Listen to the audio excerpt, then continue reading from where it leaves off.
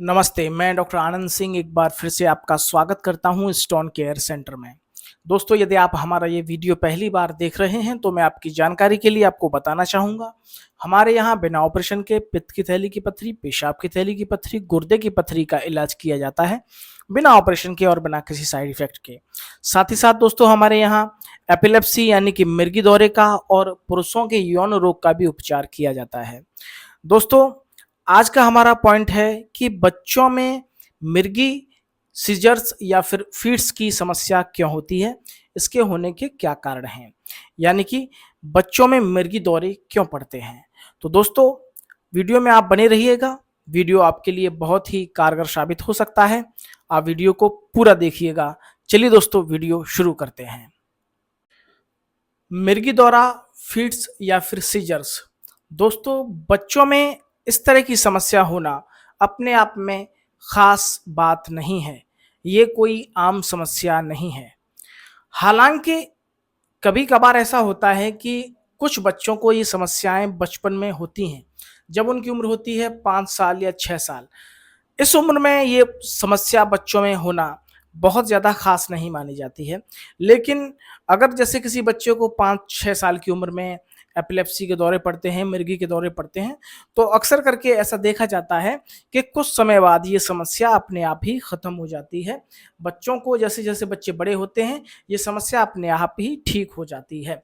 लेकिन कभी-कभार क्या होता है कि किसी-किसी बच्चे को, जो बच्चा बेचारा दुर्भाग्यशाली उस बच्चे को कह लीजिए, कि जो बच्चा लगातार जैसे-जैसे उसकी उम्र बढ़ रही है, उसकी ये समस्या समय के हिसाब से भी बढ़ती जा रही है, उसकी उम्र के हिसाब से भी बढ़ती जा रही है और ये समस्या आज एक रोग ले चुकी है उस बच्चे के लिए। क्योंकि कई मामलों में ऐसा होता है कि एक उम्र के बाद कुछ लोगों में एपिलेप्सी के दौरे पड़ना शुरू हो जाते हैं। अब वो कोई सी भी उम्र हो सकती है, 20 साल की, 15 साल की। लेकिन कई मामलों में ऐसा देखा गया है कि बच्चों को मिर्गी के दौरे पड़ते हैं, बचपन में पड़ते हैं और ये दौरे कुछ समय के बाद बंद हो जाते हैं, जो कि नॉर्मल सी प्रक्रिया है। मेडिकल साइंस इस बात को मानता है कि बच्चों में मिर्गी के दौरे पड़ना, चक्कर आके गिर जाना, ये बहुत बड़ी समस्या नहीं है, क्योंकि ये समय के साथ ठीक हो जाती है। लेकिन कुछ बच्चों के साथ ऐसा नहीं हो पाता है और ये समस्या उनकी उम्र के साथ-साथ बढ़ती जाती है। अब दोस्तों, बच्चों में इसके कई भी कारण हो सकते हैं, जैसे कि कभी-कभार ऐसा होता है कि जन्म के दौरान बच्चे को किसी भी तरह की चोट लगी है सर में, या फिर जन्म के दौरान ही बच्चे को ऑक्सीजन की कमी रह गई है, उसके ब्रेन को पूरी तरीके से ऑक्सीजन नहीं मिल पाया है, या कई-कई बार ऐसा होता है कि जन्म के समय या माँ के पेट में ही बच्चे का मस्तिष्क का जो विकास होना चाहिए, उतना विकास, पर्याप्त विकास नहीं हो पाया है। ये भी कुछ कारण बच्चों में मिर्गी के पाए गए हैं। इसके साथ ही साथ कभी-कभार ऐसा देखा जाता है कि बच्चे को लगातार बुखार रहा हो, महीनों बुखार रहा हो, तो ऐसी स्थिति में बच्चे को बुखार की वजह से भी इस तरीके की मिर्गी जैसी समस्या के जो कारण हैं वो बन सकते हैं। दोस्तों, मेडिकल साइंस के पास भी मिर्गी दौरे का मूल कारण क्या है बच्चों में, इस बात का जवाब नहीं है, यानी कि एक स्पेसिफिक जवाब नहीं है।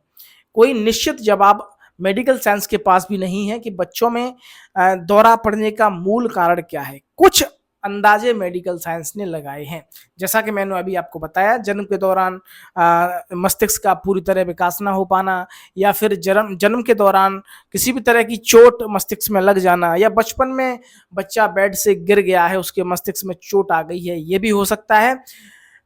इसको हम सेकेंडरी एपिलेप्सी बोलते हैं। जैसा कि मैंने आपको पिछले वीडियो में बताया था, प्राइमरी एपिलेप्सी और सेकेंडरी एपिलेप्सी। तो प्राइमरी एपिलेप्सी में क्या होता है कि इसके इसके लिए एक नेचुरल तरीके से जो दौरे पड़ते हैं, जैसे कि हाथ कांपने लगना, पैर कांपने लगना, या पूरा शरीर कांपने लगना, पेशेंट का बेहोश हो जाना, किन्हीं-किन्हीं स्थितियों में पेशेंट को होश रहता है। ये सारी चीज़ें मैंने आपको पिछले वीडियो में बताई हैं, आप देख सकते हैं।